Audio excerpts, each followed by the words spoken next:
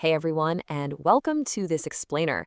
Today, we're taking a super practical, honestly kind of eye-opening journey into one of the most famous business fables out there, Spencer Johnson's Who Moved My Cheese?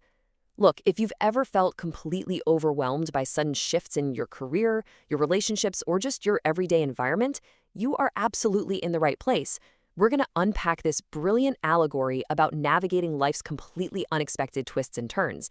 And we'll do it by exploring exactly how we mentally process change. But before we dive into the story itself, I want you to seriously ask yourself, what do you do when life suddenly changes your plans? Do you adapt instantly? Just roll with the punches and move forward? Or do you freeze up, feel totally stressed out, and complain that it's just not fair? Keep that honest, personal reaction right in the back of your mind as we explore the different characters in this fable. Okay, let's dive into this.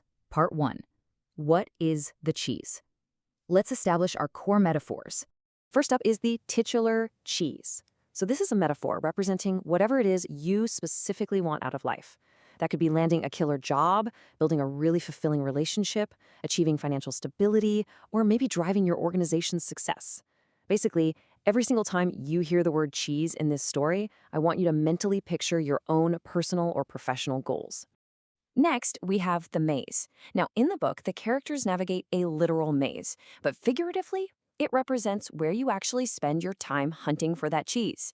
This could be the company you work for, the industry you're in, or even the community where you live. Establishing this right off the bat makes the setting of our fable highly relatable to your actual everyday environment. Moving on to part 2, the tale of two teams, and their totally different approaches to change. And this brilliantly illustrates our two distinct approaches to life. First, we have Sniff and Scurry.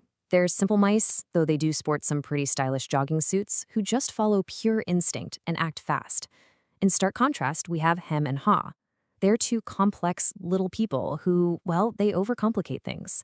They actually found a massive success at a place called Cheese Station C, but they let it create a really dangerous false sense of security. I mean, they moved their homes closer and fully expected the cheese to just always be there, taking the whole shebang completely for granted.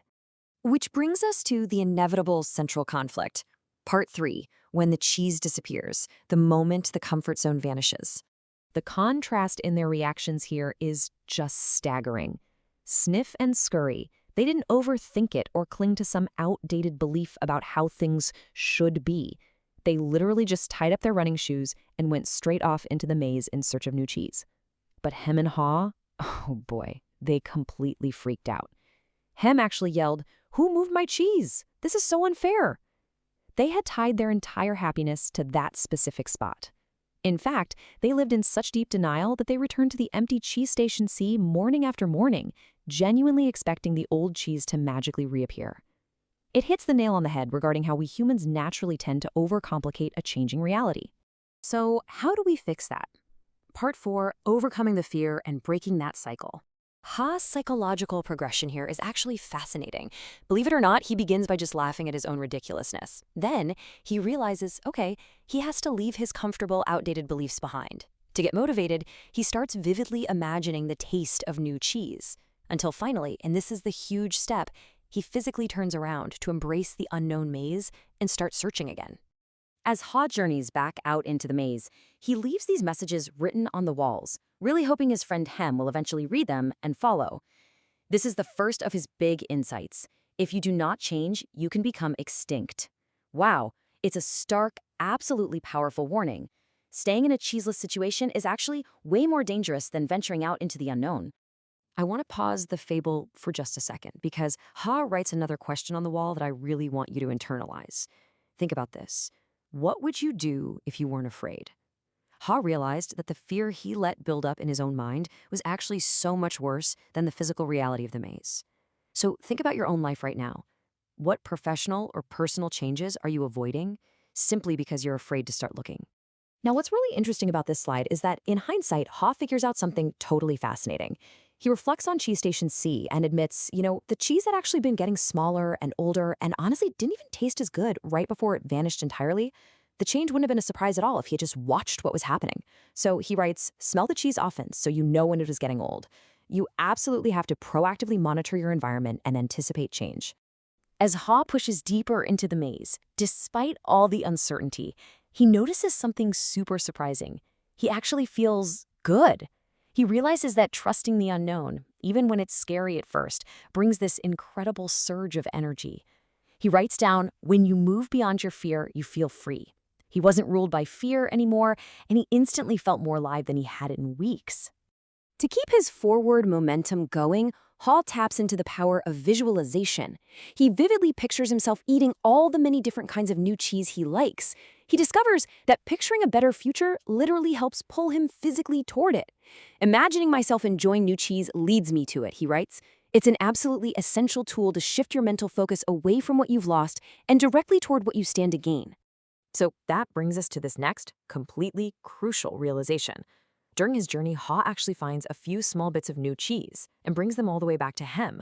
But Hem refuses them. Why? Because they aren't what he's used to. So Ha leaves him behind again, understanding a really difficult truth.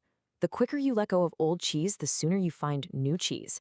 His strength and momentum only truly grow after he completely, 100% detaches from the past. And that perfectly sets the stage for our climax. Part 5, Finding Your New Cheese. The ultimate shift in mindset. Right before his final breakthrough, Hall leaves one more profound thought on the wall for us. Old beliefs do not lead you to new cheese.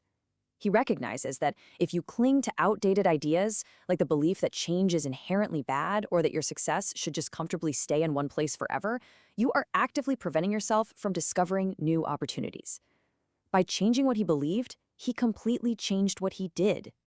And then, it finally happens. Just as Ha is fully letting go of the past and enthusiastically adapting to his future, he finds it. Welcome to Cheese Station N.